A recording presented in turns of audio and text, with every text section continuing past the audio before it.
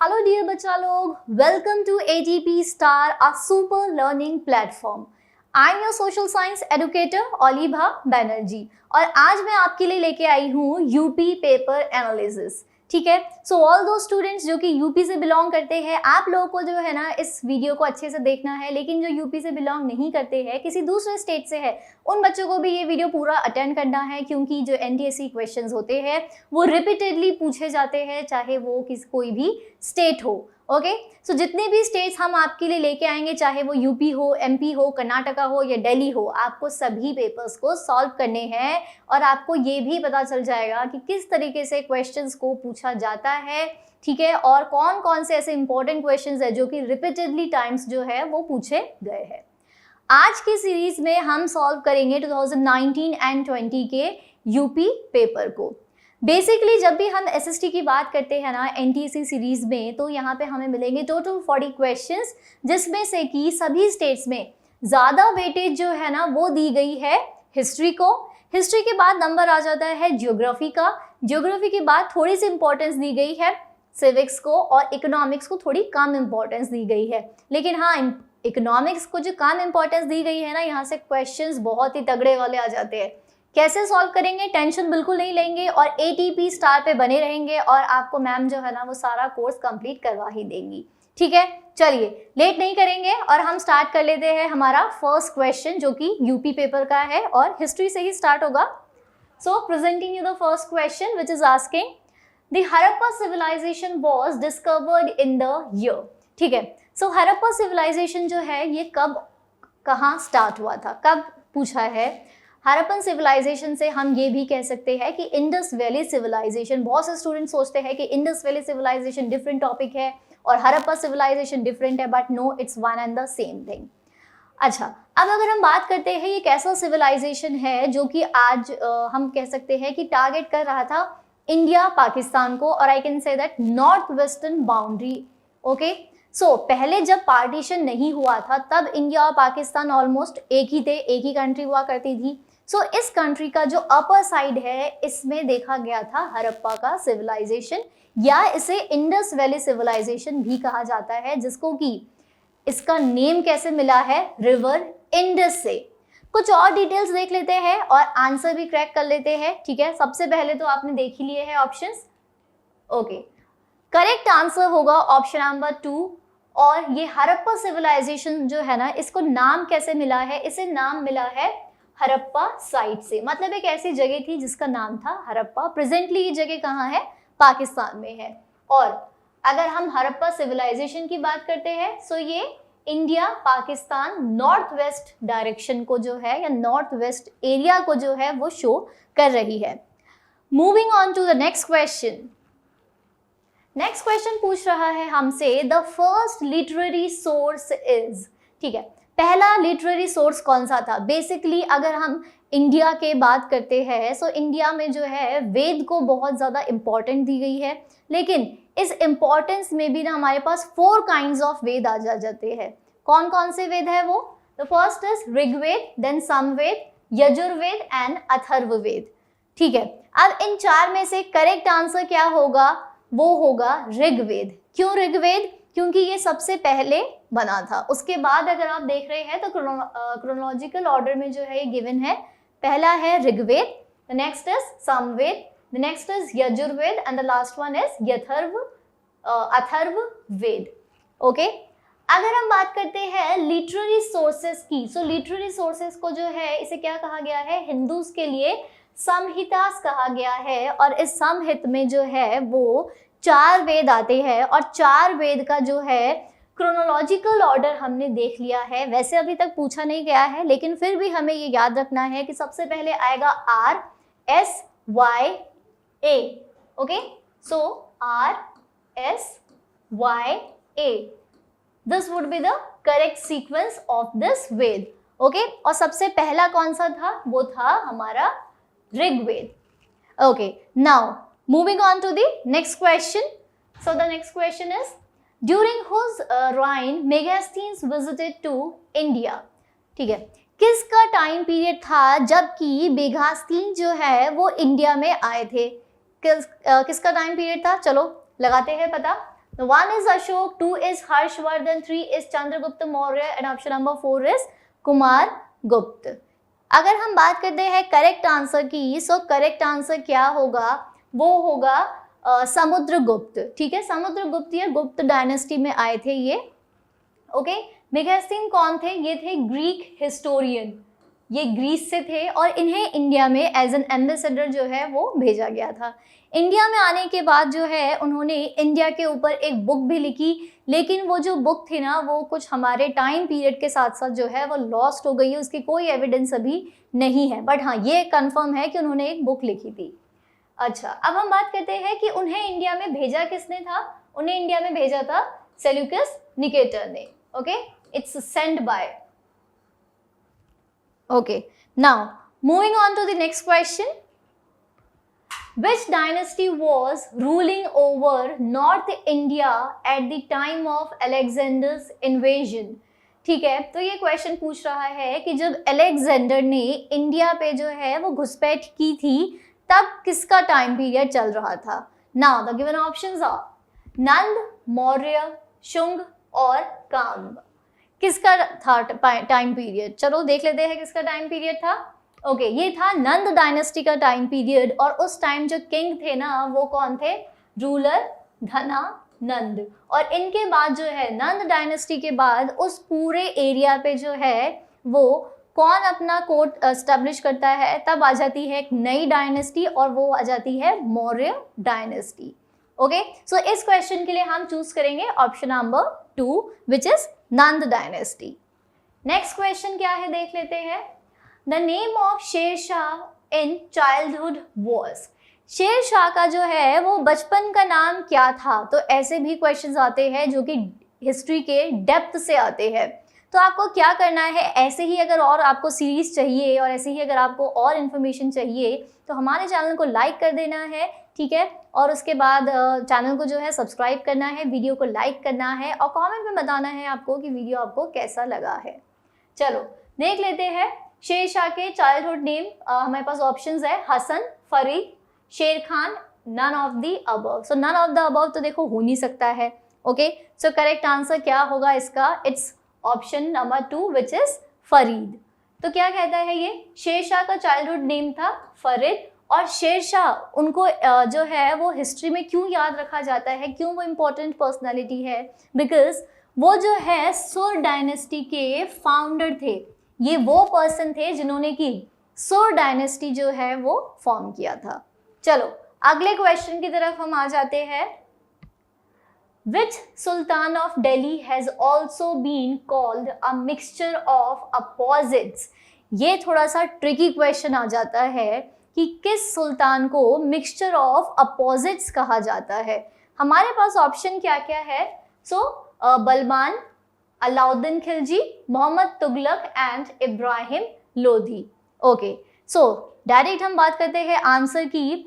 सबसे पहले ये कि क्वेश्चन में बोला है मिक्सचर ऑफ अपोजिट, इसका क्या मतलब है भाई, मिक्सचर ऑफ अपोजिट इसका मतलब ये किंग जो है ना हमेशा अपने गलत डिसीजन के लिए ज़्यादा फेमस था। क्या है answer, let's talk about it. So Mohammad Tughlaq, इन्हें कहा जाता है मिक्सचर ऑफ अपोजिट्स और ये अपने रॉन्ग डिसीजंस के लिए जाने जाते थे। जब इनको कुछ एक हाँ करना होता था तब वहाँ पे ये ना करते थे और जब ना करना होता था ना तब ये वहाँ पे हाँ कर देते थे। सो हुआ ना मिक्सचर ऑफ अपोजिट्स। सो इस वजह से हिस्ट्री में इन्हें जो है वो इस तरीके से डिस्क्राइब किया गया है। हम आ जाते हैं हमारे नेक्स्ट क्वेश्चन पे। सो नेक्स्ट क्वेश्चन हमारा कहता है द एम्परर वाज कॉल्ड कलंदर। इनमें से कौन सा एम्परर है जिसे कि कलंदर कहा गया है। ऑप्शन क्या कहता है, बाबर, हुमायूं, अकबर और शाहजहां। ठीक है, इनमें से क्या है, चलिए हम बात कर लेते हैं डायरेक्ट आंसर की और ये भी बात करते हैं कि कलंदर इन्हें क्यों कहा गया है। सो करेक्ट आंसर होगा बाबर। बाबर को कहा गया था कलंदर क्यों, क्योंकि वो बहुत ज़्यादा ऑनेस्ट थे। तो उनकी ऑनेस्टी की वजह से, उनकी ईमानदारी की वजह से उन्हें ये टर्म दिया गया था which is Qalandar. Okay, moving towards the next question. Famous peacock throne was taken away out of India by. ठीक है, इस क्वेश्चन का मतलब क्या है, एक ना जैसे कि आपको पता है कि राजा महाराजा होते हैं, उनका कोर्ट होता है, जैसे कि मुगल टाइम पे होता था दीवाने खास या दीवाने आम। अब दीवाने खास की अगर हम बात कर लेते हैं या फिर हम एक ऐसे कोर्ट की बात कर लेते हैं जहाँ पे कि राजा सबके सामने या सबसे कम्युनिकेट करते थे, तो राजा को बैठने के लिए ना एक स्पेशल सीट मिली होती थी जिसे कहा जाता है राजगद्दी। ठीक है, वैसे तो राजगद्दी कैसी भी हो, चाहे वो वेलवेट की हो या चाहे वो फ्लावर से हो, चाहे उसमें सिल्वर हो या उसमें गोल्ड हो या डायमंड्स हो, बहुत ज़्यादा इंपॉर्टेंस रखती है। लेकिन हम बात कर रहे हैं यहाँ पे पीकॉक थ्रोन की। सो पीकॉक थ्रोन जो है ना, ये एक ऐसा राजगद्दी थी जिसके ऊपर की है ना कुछ पीकॉक की डिज़ाइन बनी हुई थी, 2 पीकॉक जो कि डांस कर रही थी और उनके जो फेदर्स है वो कुछ फैले हुए से थे। साथ ही साथ ये जो थ्रोन है ये बहुत ही प्रीशियस डायमंड्स सिल्वर से जो है वो वर्क था इसमें। साथ ही साथ इसमें जो है वो इसकी जो स्टेप्स थी, मतलब जो सीढ़ियाँ थी चढ़ते टाइम, सो वो जो है पूरा सिल्वर का बना हुआ था।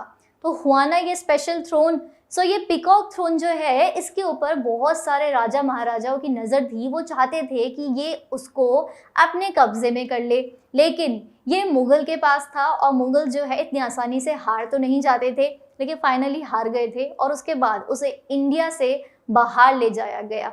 कौन ले गया था इसे, चलिए बात कर लेते हैं। उसे ले गए थे इंडिया से बाहर नादिर शाह। नादिर शाह जो है वो ईरान के घुसपैठिया थे जो इंडिया में आए थे और उन्होंने इंडिया में आके वॉर छेड़ दिया था और फाइनली जीतने के बाद उन्होंने क्या किया, वो ले गए इंडिया से हमारा पीकॉक थ्रोन। क्या कहता है ये एक्सप्लेनेशन थोड़ा और देख लेते हैं। So peacock throne was a famous jewelled throne. ठीक है, बहुत ही इसमें जो प्रीशियस है वो इसमें स्टोन्स लगे हुए थे। Okay, and it was a seat of emperors of Mughal empire in India. ये किसकी गद्दी हुआ करती थी, ये गद्दी हुआ करती थी मुगल्स की। चलिए अगले क्वेश्चन पे हम आ जाते हैं। Subsidiary alliance was implemented during the period of. Okay, so subsidiary alliance जो है ये किसके टाइम पे इसे स्टार्ट किया गया था। ऑप्शंस देख लेते हैं। So first is Lord Cornwallis, Lord Wellesley, Lord John Shore and Lord Auckland. So first of all हम इनको लॉर्ड बिल्कुल नहीं कहेंगे, ये फेमस होने के लिए ना अपने नाम के आगे लॉर्ड लगा के चले गए और हम अपनी बुक्स में अभी भी इनको लॉर्ड पढ़ रहे हैं, but they were not Lord. Okay, so answer की बात हम कर लेते हैं। सब्सिडरी अलायंस जो है ना इसे लॉर्ड वेल्सली या वेल्सली के टाइम पे जो है इम्प्लीमेंट किया गया था। क्या था ये सब्सिडरी अलायंस? सब्सिडरी अलायंस एक ऐसा एग्रीमेंट था जो कि ब्रिटिशर्स करते थे इंडियन किंग्स के साथ। इस एग्रीमेंट के अकॉर्डिंग जो इंडियन किंग्स है उन्हें ब्रिटिशर्स को एक लम सम अमाउंट पे करना होता था, जिसे कि हम कह सकते हैं एज अ रेंट भी कह सकते हैं, लगान भी कह सकते हैं। ठीक है, साथ ही साथ जो ब्रिटिशर का एक ट्रूप है या उनकी जो एक छोटी सी मिलिट्री है उसको अपने साथ जो है वो रखना होता था। ये ब्रिटिशर्स क्यों देते थे भाई कि हमारा ट्रूप आप अपने साथ रख लो, इसे इसलिए देते थे जिससे कि उनका ट्रूप जो है वो किंग्स के ऊपर नज़र रख सके कि कब वो कहाँ कोई वॉर कर रहे हैं, या पता चला कि किसी दूसरे किंग के साथ जो है उन्होंने फ्रेंडशिप ना कर ली हो, इस वजह से भी। और साथ ही साथ ये अलायंस या एग्रीमेंट ये भी कहता है कि जो इंडियन किंग है वो ब्रिटिशर्स की परमिशन के बिना किसी दूसरे किंग के साथ किसी भी तरीके का कोई एग्रीमेंट या जिसे हम कह सकते हैं कि फ्रेंडशिप अलायंस वो नहीं कर सकते थे। So this was what subsidiary alliance, जो कि स्टार्ट हुआ था लॉर्ड वेल्सले के टाइम पे। अगले क्वेश्चन पे हम आ जाते हैं। Which one of the following writing is not related to Mahatma Gandhi? सो इनमें से क्या है जो महात्मा गांधी ने नहीं लिखा है या महात्मा गांधी इससे रिलेट नहीं करते हैं? ऑप्शन हमारा कहता है माई एक्सपेरिमेंट विथ ट्रुथ। तो महात्मा गांधी तो भाई सत्याग्रह के लिए फेमस है और सत्याग्रह बात करता है सत्य की, और सत्य यहाँ पे ट्रुथ दे रखा है। So yes, it is related with the Mahatma Gandhi. Second option जो है हमारे पास हरिजन है, तो सेकेंड ऑप्शन हरिजन, ये टर्म महात्मा गांधी ने दिया था जिससे कि लो कास्ट पीपल को या जो अनटचेबल्स थे उनको भी सोसाइटी में एक सेक्शन या उनको भी सोसाइटी में एक प्लेस मिल सके, क्योंकि पहले अनटचेबिलिटी हुआ करती थी ना, इस वजह से। ऑप्शन नंबर 3 कहता है Das Kapital and option number 4 कहता है हिंद स्वराज। तो हिंद स्वराज भी एक बुक है जो कि किसने लिखी थी, महात्मा गांधी ने ही लिखी थी, और इस बुक को इंडिया में बैन कर दिया था ब्रिटिशर्स ने। ब्रिटिशर्स डरते थे ना कि महात्मा गांधी जी के अगर फॉलोवर्स हो गए तो ब्रिटिशर्स तो इंडिया में टिक नहीं पाएंगे, और हुआ भी तो यही था। चलो, तो इसका मतलब करेक्ट आंसर हमारे पास सिर्फ एक ही बचता है, और वो एक आंसर क्या है, that is Das Kapital. So Das Kapital ये जो एक बुक है ना, ये लिखी थी कार्ल मार्क्स ने, और इस बुक में उन्होंने कुछ इकोनॉमिक्स और कुछ पॉलिटिक्स के पॉइंट लिखे थे कि इकोनॉमी को जो है वो कैसा होना चाहिए, कैपिटल जो है ना वो स्टेट के पास कितनी होनी चाहिए, प्रॉपर्टी जो है वो किन हैंड्स में होनी चाहिए थे, साथ ही साथ पॉलिटिक्स को भी इसमें डिफाइन किया था कि इकोनॉमी और पॉलिटिक्स जो है ये साथ साथ कैसे चल सकते हैं। सो दास कैपिटल बेसिकली ये एक बुक है जिसे कि कार्ल मार्क्स ने लिखा था। नेक्स्ट क्वेश्चन पे हम आ जाते हैं, और नेक्स्ट क्वेश्चन हमारा है name the founder of Ghadar party. So ये जो गदर पार्टी है ना, ये किसने बनाई है?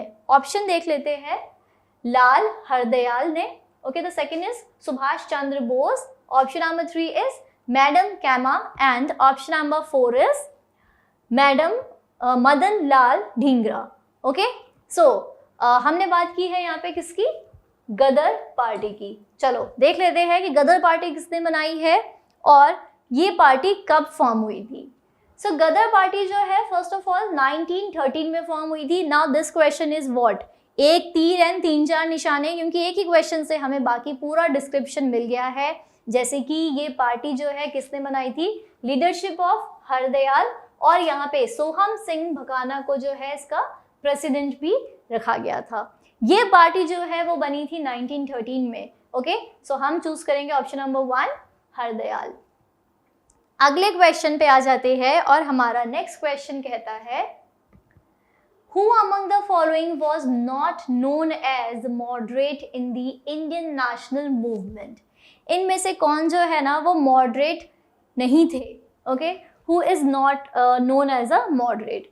तो हमारे जितने भी फ्रीडम फाइटर्स हैं इनको दो कैटेगरी में रखा गया था। पहली कैटेगरी थी मॉडरेट्स और दूसरी थी एक्सट्रीमिस्ट। ठीक है, अब हमें बात करनी है जो मॉडरेट नहीं है, इसका मतलब वो कौन है, वो एक्सट्रीमिस्ट है। सो ऑप्शन है हमारे पास बाल गंगाधर तिलक, दादा भाई नरोजी, एम.जे. रनाडे एंड गोपाल कृष्ण गोखले। चलो देख लेते हैं हम करेक्ट आंसर क्या है हमारा।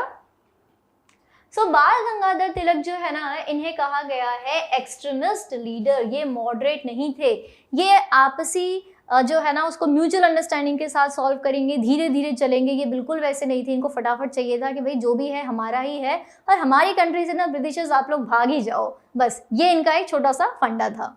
ओके, इसलिए इन्हें कहा गया है एक्सट्रीमिस्ट।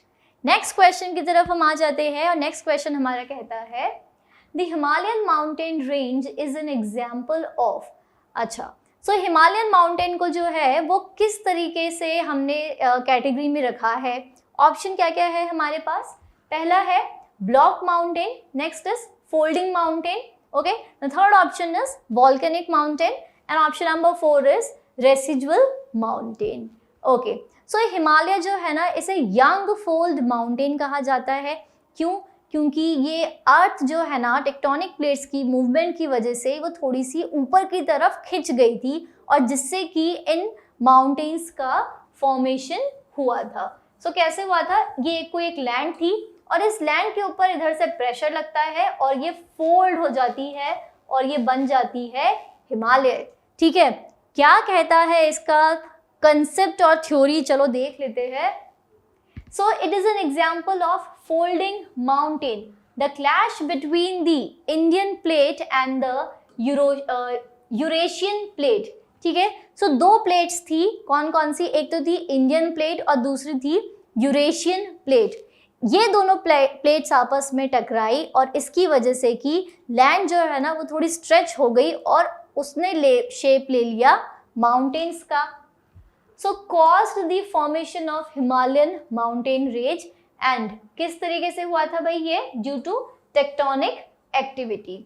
सो टेक्टोनिक एक्टिविटी की वजह से हिमालय का फॉर्मेशन हुआ था। सो अगेन ये कैसे टाइप का क्वेश्चन आ गया, एक तीर एंड 3-4 निशाने, क्योंकि हमें एक ही क्वेश्चन में बहुत सारी चीजें सीखने को मिल गई है। चलो अगले क्वेश्चन की तरफ हम आ जाते हैं। The forest of Ganga Brahmaputra delta is known as. सबसे पहले तो ये कि जो गंगा ब्रह्मपुत्र रिवर है ये डेल्टा बनाती है, और ये डेल्टा जो है ना वो वर्ल्ड्स लार्जेस्ट डेल्टा है। कौन सा डेल्टा है वो? सुंदरबन डेल्टा। अब हमें बताना है कि इस डेल्टा के साथ कौन सा फॉरेस्ट आ जाता है। गिवन ऑप्शंस हमारे पास है evergreen forest, monsoon forest, Sundarban forest and deciduous forest. So obviously अगर डेल्टा का नाम क्या है? सुंदरबन है, तो फॉरेस्ट का नाम क्या होगा भाई? Any guesses? बहुत ही इजी सा क्वेश्चन है। सो फॉरेस्ट का नाम भी होगा सुंदरबन फॉरेस्ट। सो चलिए हम बात करते हैं यहाँ पे सुंदरबन फॉरेस्ट जो कि फॉर्म होते हैं सुंदरबन डेल्टा में, और सुंदरबन डेल्टा को जो है वो रिवर गंगा और ब्रह्मपुत्र बनाते हैं। और ये किस लिए फेमस है? क्योंकि यहाँ पे जो है यूनिक मैंग्रोव फॉरेस्ट है। किस टाइप के फॉरेस्ट है? मैंगो के फॉरेस्ट है। अगले क्वेश्चन पे आ जाते हैं।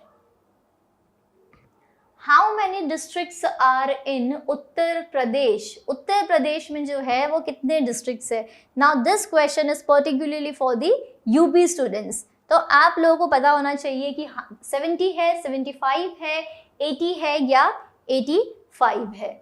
ठीक है, सो करेक्ट आंसर इज 75। 75 स्टेट्स है टोटल यूपी में। नेक्स्ट क्वेश्चन देख लेते हैं हमारा। In which continent the Sahara Desert is situated? अच्छा, अब ये तो उन क्वेश्चंस में से एक है जहाँ पे कि आप ज़रूर कोई ना कोई गड़बड़ी करोगे, क्योंकि ये क्वेश्चन ना थोड़े से कंफ्यूजन वाले टाइप के आ जाते हैं। तो इसके लिए आपको क्या करना है बच्चा? इसके लिए आपको ATP स्टार के SST NTSC वीडियोस को देखना है और अपने जो डाउट्स है उन्हें क्लियर भी करना है। हर सेशंस में आपको मिलेंगे कंप्लीट नॉलेज। ओके, चलो क्वेश्चन सॉल्व कर लेते हैं। तो सहारा डेजर्ट जो है वो कहाँ पे आ जाता है? साउथ अमेरिका में आ जाता है, अफ्रीका में आ जाता है, एशिया में आ जाता है या नॉर्थ अमेरिका में आ जाता है। चलो कमेंट बॉक्स में ज़रूर बताना कि आपका फर्स्ट आंसर क्या है, आपको क्या लगता है कि कहाँ पे होगा वो। The correct answer it would be option number 2 जो कि क्या है? अफ्रीका में है। सहारा डेजर्ट जो है ये वर्ल्ड्स लार्जेस्ट हॉट डेजर्ट है। ठीक है, वर्ल्ड्स लार्जेस्ट हॉट डेजर्ट है और ये आ जाता है अफ्रीका में। ओके, आगे हम आ जाते हैं नेक्स्ट क्वेश्चन पे। Blue revolution is related with. So blue revolution जो है ना ये किससे रिलेट करता है? क्या है इसका मतलब? हम अब तक जो है ना वो ग्रीन रेवोल्यूशन पढ़ते हैं, और ग्रीन रेवोल्यूशन में क्या था? Production of what? ग्रीनरी और फूड प्रोडक्शन को इंक्रीज करना थ्रू HYV सीड्स। सो HYV सीड्स के थ्रू फूड प्रोडक्शन को इंक्रीज करना, ये था ग्रीन रेवोल्यूशन। लेकिन इसके साथ ही 2 और रेवोल्यूशन आ जाते हैं जिनमें से कि कौन कौन से है? एक है वाइट रेवोल्यूशन, एक है ब्लू रेवोल्यूशन। वाइट रेवोल्यूशन जो है वो डील करता है मिल्क प्रोडक्शन से, और ब्लू रेवोल्यूशन के लिए हमारे पास ऑप्शंस बच जाते हैं food grain, fish production, milk production, oil seed production. So food grain green revolution, okay, fish production is for blue because मछली जल की रानी है और जीवन उसका पानी है, और पानी को करीब करीब जो है ना हम वो ब्लू कलर से डिनोट करते हैं। चलो नेक्स्ट देख लेते हैं हम milk production. As I told you ये क्या होगा? ये होगा white revolution. And option number 4 oil seed production. तो ये जो ऑयल सीड प्रोडक्शन है ना इसे टर्म दिया गया है येलो रेवोल्यूशन। क्या है ब्लू रेवोल्यूशन? सो ब्लू रेवोल्यूशन जो है ये फिश प्रोडक्शन से रिलेट करता है, इसे नील क्रांति भी कहा जाता है। कंफ्यूज मत होना, ब्लू रेवोल्यूशन को हमने हिंदी में कर दिया है नील क्रांति। सो एग्जाम में ये भी पूछा जा सकता है कि नील क्रांति क्या है, या फिर एग्जाम में ये भी पूछा जा सकता है कि ब्लू रेवोल्यूशन क्या है। क्या कहती है नील क्रांति आगे?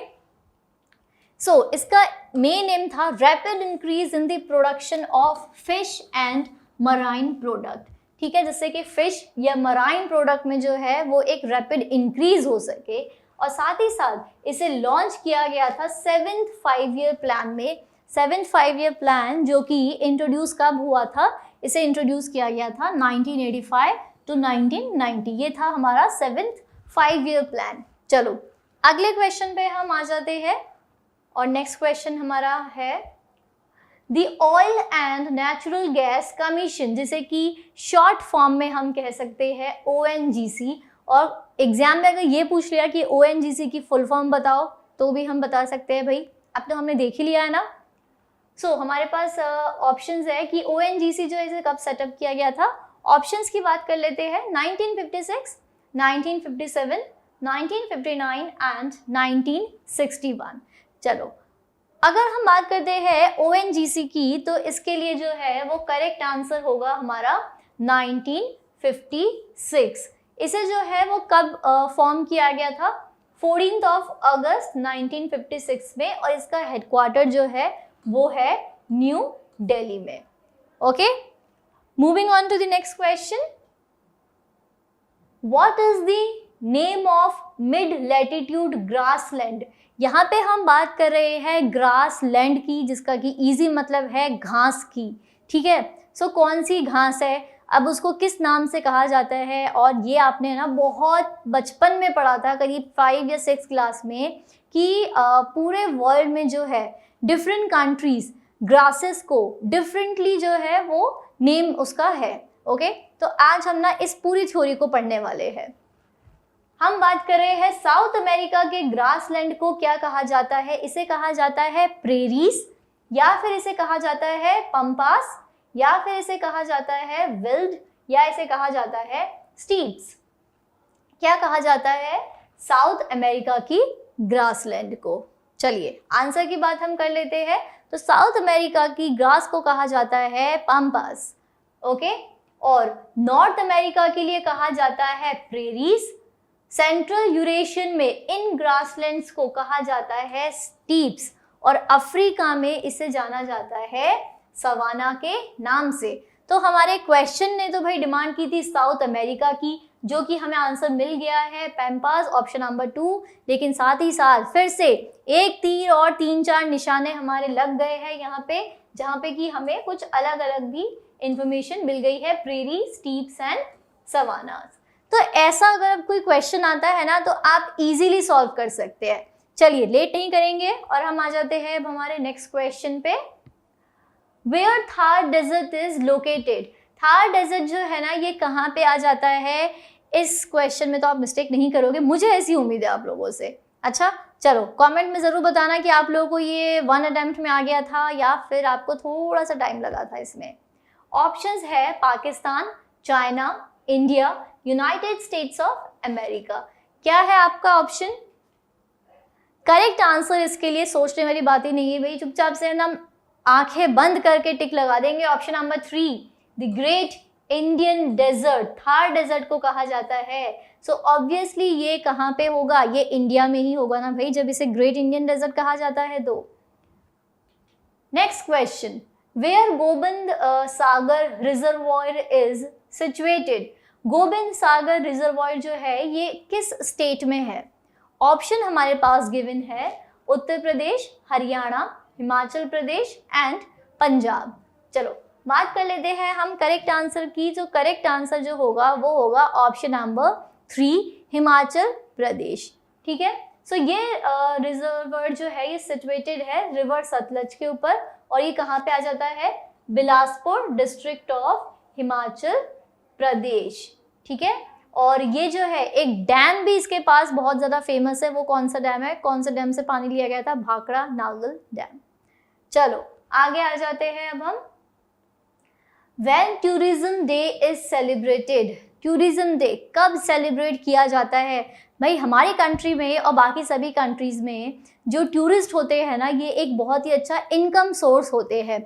जैसे कोई भी टूरिस्ट अगर कंट्री में आता है तो वो क्या करेगा, किसी आर्कियोलॉजिकल साइट्स पे जाएंगे, हिस्टोरिक इवेंट्स देखने जाएंगे, या वो इंडिया से कुछ जो है वो फेमस जो चीज़ें हैं उसको परचेज करेंगे, रेस्टोरेंट्स में जाएंगे, होटल्स में जाएंगे। तो हर तरीके से ना ये इनकम को ही जनरेट कर रहा है।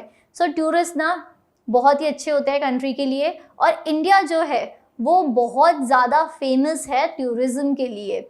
इंडिया में हर साल बहुत सारे लोग आते हैं, और सबसे ज़्यादा मोस्ट फ्रिक्वेंटली विजिटेड प्लेस जो है वो है ताजमहल ऑफ आगरा।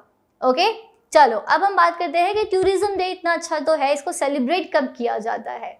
ऑप्शंस 5 जनवरी, 10th ऑफ दिसंबर, 5 जून एंड 27 ऑफ सितंबर। सो करेक्ट आंसर इस क्वेश्चन के लिए होगा option number 4 means 27th of सितंबर। 27th ऑफ सितंबर इसे हर ईयर जो है वो सेलिब्रेट किया जाता है। नेक्स्ट क्वेश्चन पे हम आ जाते हैं। नेक्स्ट क्वेश्चन हमारा है according to census 2011 the population of UP is.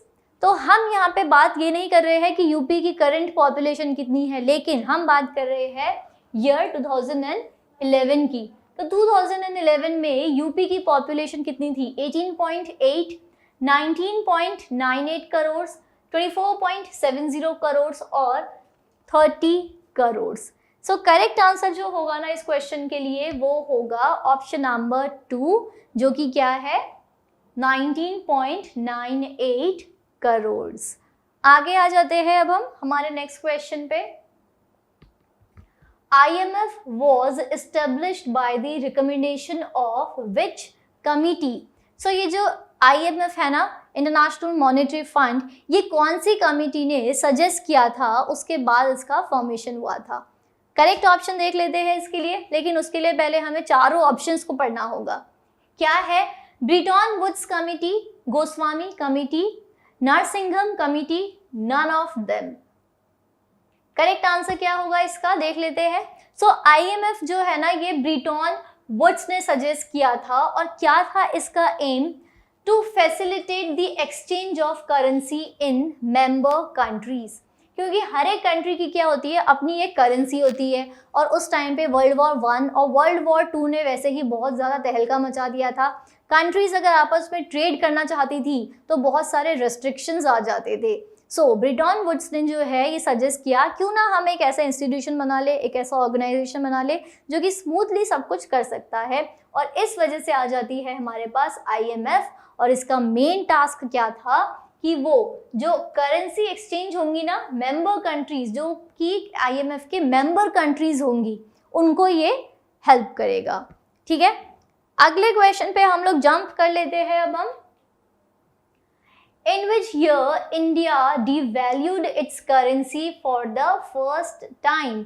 So India ने अपनी जो करेंसी है उसको डीवैल्यू, कम उसकी वैल्यू कब कर दी थी? ऑप्शन क्या है? 1949, 1966, 1991 and none of them.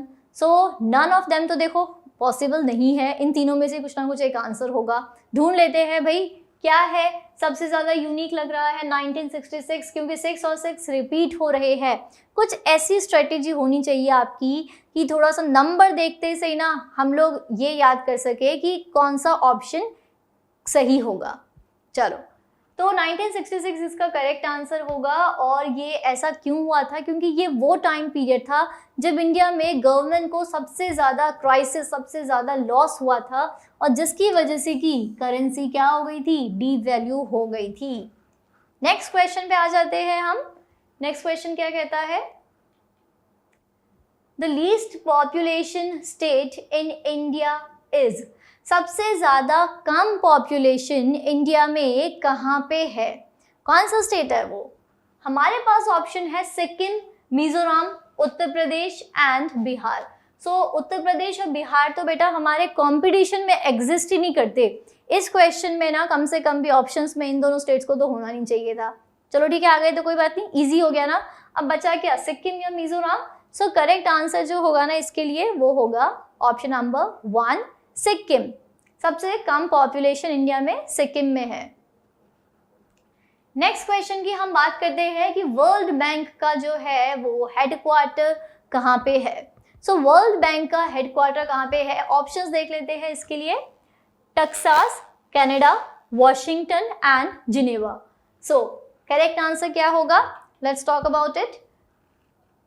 Correct answer होगा इसका ऑप्शन नंबर 3, मतलब कि वॉशिंगटन। और ये कुछ बनाया गया था, इसका स्टार्ट कब हुआ था? जुलाई 1944। ठीक है, किसने इसको जो है स्टार्ट किया था? वो थे हमारे मायनार्ड कीन्स। और उसके बाद हम आ जाते हैं कि इसका हेडक्वार्टर कहाँ पे है? इसका हेडक्वार्टर आ जाता है वॉशिंगटन में। तो फिर से एक क्वेश्चन और 3 निशाने हमारे बिल्कुल जगह पे लग गए हैं। इतनी इंफॉर्मेशन आपको मिल गई है इस क्वेश्चन के साथ ही। नेक्स्ट क्वेश्चन पे हम जंप कर लेते हैं। Who has first developed the theory of rent? So theory of rent जो है ना, इसका कंसेप्ट सबसे पहले किसने इंट्रोड्यूस किया था? अच्छा बच्चा, अब आप लोग देखो रेंट क्या होता है, मतलब किराया। सो किराया क्या होता है? सबसे पहले ना रेंट के आते से ही आपके माइंड में आ जाता होगा शायद घर का रेंट लिया जाता है। हाँ, कुछ लोग क्या करते हैं, वो बड़ा सा घर बना लेते हैं, छोटे से पोर्शन में रह लेते हैं या बड़े से पोर्शन में रहते हैं और छोटा सा पार्ट ना किसी को रेंट पे दे देते हैं और उसके लिए मंथली या ईयरली उनसे चार्ज करते हैं। सो यही है हमारी थ्योरी ऑफ रेंट। ये जो थ्योरी है कि अपने जो प्रॉपर्टी है उसके लिए किसी और से भी उसके लिए लेना, कि मतलब इनकम रिसीव करना, इसे कहा गया है थ्योरी ऑफ रेंट। तो कौन थे हमारे पास? Ricardo, Adam Smith, Marshall, none of them. तो करेक्ट आंसर हमारे पास क्या हो जाएगा? बिल्कुल जो सबसे पहले है ना, उन्होंने लिखी है थ्योरी। कौन थे? वो थे डेविड रिकार्डो, और इन्होंने कुछ जो है वो कब लिखी थी? 1809 में इस थ्योरी को उन्होंने कंप्लीट कर दिया था। अगले क्वेश्चन पे हम आ जाते हैं। Which canal is the largest in the world? World का लार्जेस्ट कैनाल कौन सा है? ऑप्शंस की बात हम कर लेते हैं ना। ऑप्शंस हमारे पास है Panama canal, Ramganga canal, Kra canal and Swiss canal. Correct answer क्या होगा इसका? अगेन जो पहले है उसी को मान लेंगे हम लोग। चलो ठीक है, देख लेते हैं। नहीं भाई, इसको हम देखेंगे। पनामा कैनल जो है वो कंस्ट्रक्ट किया गया था किस लिए? सबसे पहले कैनल का मेन वर्क क्या होता है? ठीक है, कैनल जो है ना वो मेनली क्या वर्क करती है? कैनल जो है इसे कंस्ट्रक्ट किया जाता है जिससे कि वो किसी प्लेस को जो है वो जोड़ सके। और स्पेशली अगर हम बात करते हैं पनामा कैनल की, वो पैसिफिक ओशियन को जोड़ती है अटलांटिक ओशियन के साथ और एक न्यू रूट क्रिएट करती है इंटरनेशनल ट्रेड के लिए। मतलब इस कैनल से फ़ायदा क्या मिला है कि अब एक कॉन्टिनेंट से दूसरे कॉन्टिनेंट में जाना बहुत ही आसान होगा और कंट्रीज़ जो है यहाँ पे वो ट्रेड कर सकती है, अपनी मिलिट्री फोर्सेस को भेज सकती है। ठीक है, ये सब कुछ वो कर सकती है। ठीक है, चलो नेक्स्ट क्वेश्चन हमारे पास आ जाता है कि चिपको मूवमेंट जो है ये किसके अगेंस्ट है? किस लिए चिपको मूवमेंट को स्टार्ट करना पड़ा था? वाटर पॉल्यूशन था या नॉइस पॉल्यूशन था, सॉइल पॉल्यूशन था या डिफॉरेस्टेशन था? तो सबसे पहले तो ये कि चिपको मूवमेंट क्या होता है। चिपको मूवमेंट एक ऐसा मूवमेंट था जहाँ पे कि लोग क्या करते थे, वो जाके पेड़ को ना हग कर लेते थे और पेड़ से जो है वो बिल्कुल चिपक जाते थे। वो ऐसा क्यों करते थे? जिससे कि कोई पर्सन जो है वो पेड़ को ना काटे। So basically it relates with the deforestation. और ये कौन से स्टेट में सबसे पहले स्टार्ट हुआ था? इसे स्टार्ट किया था उत्तराखंड में। चलो हम लोग चूज कर लेंगे ऑप्शन नंबर 4। अच्छा, अब हमारे पास नेक्स्ट क्वेश्चन आ जाता है सिविक्स से। The presidents rule in a state means that the state is ruled by. हम यहाँ पे बात कर रहे हैं कि मान लो किसी एक स्टेट पे अगर हम कह देते हैं कि प्रेसिडेंट वाला रूल लगेगा भाई यहाँ पे, तो यहाँ पे जो है स्टेट के पावर जो है, स्टेट को रूल यहाँ पे कौन कर रहा है? मेन इसका हेड जो है, फर्स्ट हेड जो है इसका कौन होगा? ऑप्शन की बात कर लेते हैं तो president, chief minister, option number 3 देख लेते हैं the governor of the state and option number 4 देख लेते हैं द प्राइम मिनिस्टर। हमें ये हमेशा याद रखना है कि प्रेसिडेंट अगर होगा ना तो वो मिनिस्टर या चीफ मिनिस्टर नहीं होंगे। तो यहाँ पे जो है वो कौन आ जाते हैं? यहाँ पे आ जाएंगे governor of the state. Okay, इसके लिए जो है ना हम क्या देखेंगे? हम चूज करेंगे answer the governor of the state. Option number 3 हम चूज करेंगे। In which year the right to information act was passed. Right to information क्या कहता है? ये इंडिया के सिटीजन्स को एक चांस देता है, उनको एक अपॉर्चुनिटी देता है और एक राइट देता है, अधिकार देता है कि आप किसी भी गवर्नमेंट इंस्टीट्यूशन से, ऑर्गेनाइजेशन से ये क्वेश्चन पूछ सकते हैं जो भी आपको पूछना है। फॉर एग्जाम्पल आप अपने एरिया के म्यूनिसिपैलिटी डिपार्टमेंट में जो है क्वेश्चन पूछ सकते हैं कि लास्ट 5 ईयर्स में आपके एरिया में जो रोड्स है उसे कितनी बार रिपेयर किया गया है, या रोड कंस्ट्रक्शन पे जो है वो रिपेयर का खर्चा कितना आया है, टोटल एक्सपेंडिचर कितना आया है, या कौन सी ऐसी फर्म थी जिसने कि इस पूरे जो सिस्टम था, ये पूरा जो प्रोसेस था उसको कंप्लीट किया। ठीक है, तो ऐसे कुछ क्वेश्चंस आप लोग गवर्नमेंट रिलेटेड पूछ सकते हैं। फॉर एग्जांपल आप ये भी पूछ सकते हैं कि आपके स्टेट में टूरिज्म इनकम जो है वो कितनी है। अच्छा, यहाँ पे जो है ना क्वेश्चन हम किससे पूछ सकते हैं, गवर्नमेंट से पूछ सकते हैं, और बेसिकली ये हमें देता है राइट टू इंफॉर्मेशन। हम यहाँ पे क्वेश्चन नहीं पूछ रहे, हमें यहाँ पे मिल रही है इंफॉर्मेशन जो हम जानना चाहते हैं। कुछ सेंसिटिव इंफॉर्मेशन होती है जिसका कि गवर्नमेंट बिल्कुल भी ऑप्शन हमें नहीं है कि हम उनसे पूछ सके, या गवर्नमेंट जो है हमें कुछ सेंसिटिव इंफॉर्मेशन बिल्कुल नहीं बता सकती है। फॉर एग्जांपल हम मिलिट्री रिलेटेड कोई क्वेश्चन नहीं पूछ सकते हैं कि इंडिया में जो है ना अभी प्रेजेंटली जो डिफेंस है, डिफेंस पे कितना खर्चा किया गया है, या नेक्स्ट इनका पॉलिसी क्या है, प्रोसीजर इसका क्या होने वाला है, किसी का कंट्री पे अटैक करने वाले हैं या नहीं है। तो कुछ सेंसिटिव इंफॉर्मेशन जो है ना वो सिटीजन्स के साथ शेयर नहीं की जाती है, और ये क्यों होता है भाई, कंट्री के इंटरेस्ट में रखा जाता है। ठीक है, अगले क्वेश्चन की तरफ हम आ जाते हैं। अच्छा, पहले इसका ऑप्शन तो सॉल्व कर लेंगे ना। सो करेक्ट ऑप्शन होगा 2005, option number 3। The Constitution of India primarily did not include in the preamble। इनमें से कौन से ऐसे फीचर है जो प्रीएम्बल में पहले नहीं था लेकिन बाद में ऐड कर दिया गया। सो पहला आ जाता है सोवेरेन, नेक्स्ट आ जाता है socialist, then democratic and then republic. Correct answer क्या होगा इसके लिए, ऑप्शन नंबर 2 सोशलिस्ट। सारे के सारे ऑप्शन ना पहले से ही थे, सिर्फ वो सोशलिस्ट नहीं था। सोशलिस्ट का मतलब होता है प्रॉपर्टी, इसे हम समझ सकते हैं सोसाइटल क्या है और पर्सनल क्या है। ठीक है, तो सोशलिस्ट का मीन्स है यहाँ पे achievement of socialist ends through democratic means.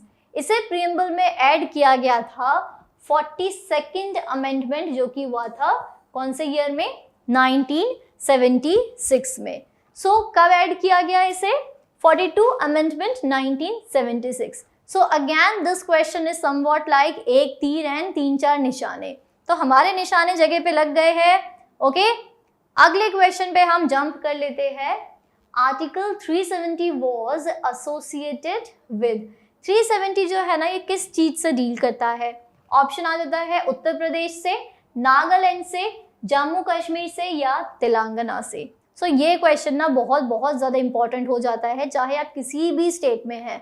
तो सिविक्स में अगर हम कह सकते हैं तो इस चैप्टर पे या इस क्वेश्चन पे बेसिकली हम लोग स्टार, मून, सन सब मार्क कर देंगे क्योंकि ये थोड़ा सा इंपॉर्टेंट बन जाता है। ओके, सो 370 स्पेशल स्टेटस दिया गया था, जो कि दिया गया था state of Jammu and Kashmir को दिया गया था, अब ये नहीं है, अब इस आर्टिकल को हटा दिया गया है। क्या था ये आर्टिकल, ये कहता था कि जो जम्मू एंड कश्मीर के लोग हैं ना उनको स्पेशल स्टेटस दिया जाएगा, ये स्टेट अपना कॉन्स्टिट्यूशन खुद बना सकता है, इस स्टेट के जो रूल्स एंड रेगुलेशंस होंगे वो अपने खुद के होंगे, यहाँ पे कोई और इंडिया का पर्सन जाके प्रॉपर्टी परचेज नहीं कर सकता है, इसके जो लॉज होंगे ना वो भी डिफरेंट होंगे। अगर हम कह सकते हैं कि कॉन्स्टिट्यूशन ही भाई अपना खुद बनाओ तो फिर तो हम यही कहेंगे ना ये हमारा इंडिया का पार्ट था ही नहीं, जो कि एक मेजर लैगिंग पॉइंट था। अब ऐसा नहीं है, अब यहाँ से 370 जो आर्टिकल है इसको हटा दिया गया है और बाकी के इंडिया के पार्ट्स में जो एप्लीकेबल है वो ही एप्लीकेबल होगा state of Jammu and Kashmir में भी। ओके, सो सिटीजन्स जो कि दूसरे स्टेट से थे वो यहाँ पे लैंड परचेज नहीं कर सकते थे या कोई दूसरी प्रॉपर्टी भी परचेज नहीं कर सकते थे, लेकिन अब इस आर्टिकल को कंप्लीटली जो है वो हटा दिया गया है। नेक्स्ट क्वेश्चन की हम बात कर लेते हैं। Who presided over the first meeting of the Indian Constituent Assembly? Indian constituent assembly जो कि कॉन्स्टिट्यूशन इंडिया का लिख रही थी, इसकी जब मीटिंग हुई थी तो जो फर्स्ट मीटिंग थी उस मीटिंग में प्रेसिडेंट कौन बना था? ठीक है, ये क्वेश्चन है। उस मीटिंग में जो है वो प्रिसाइडेड किसने किया था? सच्चिदानंद सिन्हा ने, डॉक्टर राजेंद्र प्रसाद ने, डॉक्टर BR अम्बेडकर ने, या HV कामथ ने। ओके, क्वेश्चन ये बन जाता है बहुत बहुत इंपॉर्टेंट, चाहे आप किसी भी स्टेट से हो, लेकिन ये रिपीटेडली टाइम जो है वो पूछा गया है। तो मैंने यहाँ पे स्टार, सन और मैं यहाँ पे एक काम करती हूँ मून भी मार्क कर देती हूँ, तो जिससे आप समझ जाएंगे कि इम्पोर्टेंट है। चलो आंसर देख लेते हैं इसका। जो सबसे पहली मीटिंग हुई थी इंडिया की कॉन्स्टिट्यूएंट असेंबली को लेके, उसके लिए सच्चिदानंद सिन्हा जो है वो बने थे यहाँ पे पहले प्रेसिडेंट। अच्छा, आप लोग जैसे स्कूल जाते हो ना, तो पहला दिन होता है तो किसी ना किसी एक को मॉनिटर चूज करना ही होता है। सो मैम क्या करती है, रैंडमली किसी एक को चूज कर देती है कि भाई अभी तो ये मॉनिटर है, बाकी एक वीक जाने दो, सबकी परफॉर्मेंस पता चल जाएगी, तब हम चेंज कर लेंगे। सो ये ही सिस्टम हुआ था मीटिंग में भी। सच्चिदानंद सिन्हा को जो है वो पहले चूज किया गया था, लेकिन बाद में सभी फैक्टर्स को ध्यान रखते हुए मीटिंग जो कॉन्स्टिट्यूएंट असेंबली है इसका प्रेसिडेंट बनाया गया था डॉक्टर राजेंद्र प्रसाद को। ठीक है,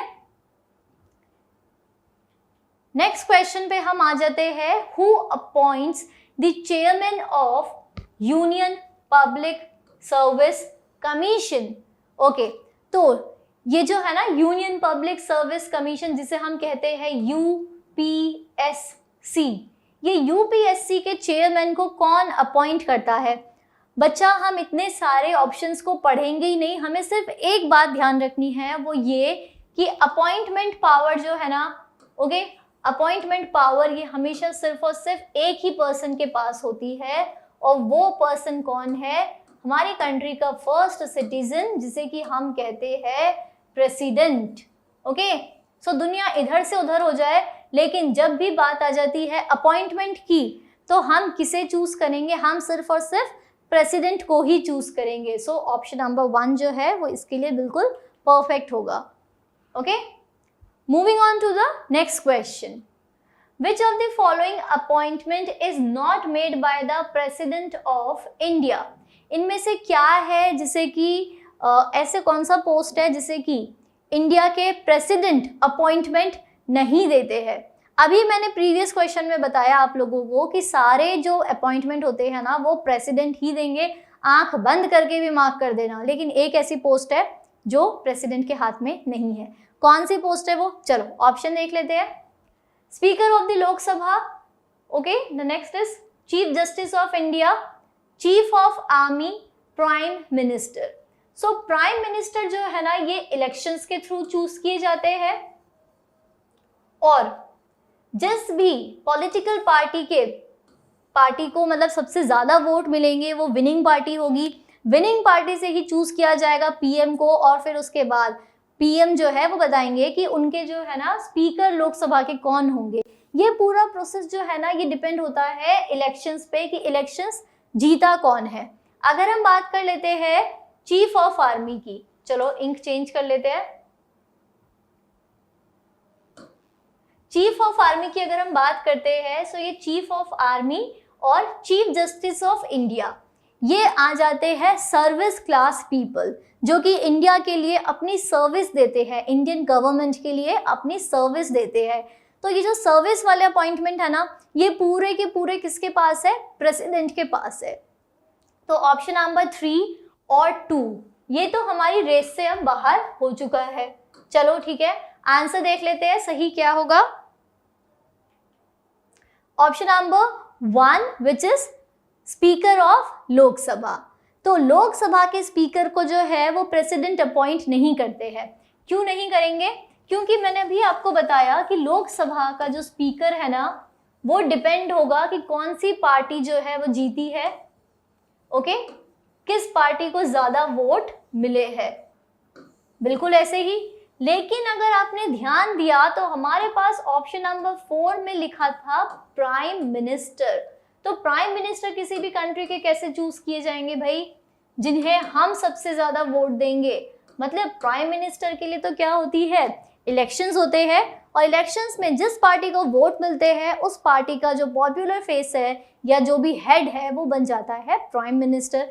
तो प्रेसिडेंट कैसे अपॉइंट कर सकते हैं? इसका मतलब आंसर में गड़बड़ है ना? बिल्कुल नहीं है आंसर में गड़बड़। क्या होता है बच्चा? देखो, सपोज कि इलेक्शंस में इस बार 3 पार्टी जो है वो सबसे ज्यादा, या मान लेते हैं कि किसी कंट्री में 3 ही पार्टी है।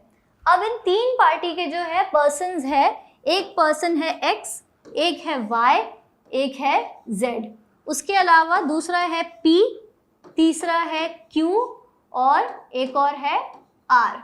ओके, अब इन पार्टी के पास ना ये दो कैंडिडेट्स है, या तो फिर एक्स प्राइम मिनिस्टर बनेगा या तो पी बनेगा, लेकिन पार्टी एक ही है। ओके, या तो बी बनेगा, बी में मतलब या तो वाई बन सकता है या तो क्यू बन सकता है, सी में जेड बन सकता है या आर बन सकता है। तो पार्टी चाहती है कि उनकी पार्टी से जो है ना वो कौन बने, एक्स बने, वाई बने और जेड बने। ये तीनों ही पार्टी जो है अपने कैंडिडेट्स के नाम प्रेसिडेंट को सेंड करती है कि अगर हम इलेक्शन में जीत जाएंगे तो हमारी पार्टी से जो है प्राइम मिनिस्टर बन जाएगा एक्स, या बी बोलेगा कि मेरी पार्टी अगर जीत जाती है ना तो मेरी पार्टी से इस बार प्राइम मिनिस्टर कौन बन जाएगा, वो बनेगा वाई, और सी कहती है कि इलेक्शंस के लिए जो है ना हमने हमारी पार्टी से कॉन्टेस्ट करने के लिए, इलेक्शन को कॉन्टेस्ट करने के लिए हमने भेजा है जेड को, मतलब पार्टी जीत गई तो जेड के पास पावर आ गई, वो बन जाएगा प्राइम मिनिस्टर। अब प्रेसिडेंट क्या करेगा, इन तीनों का बैकग्राउंड चेक करेगा और पूरे कंट्री इंटरेस्ट में सोचते हुए ये डिसाइड करेगा कि क्या ये एलिजिबल पीएम है या नहीं है।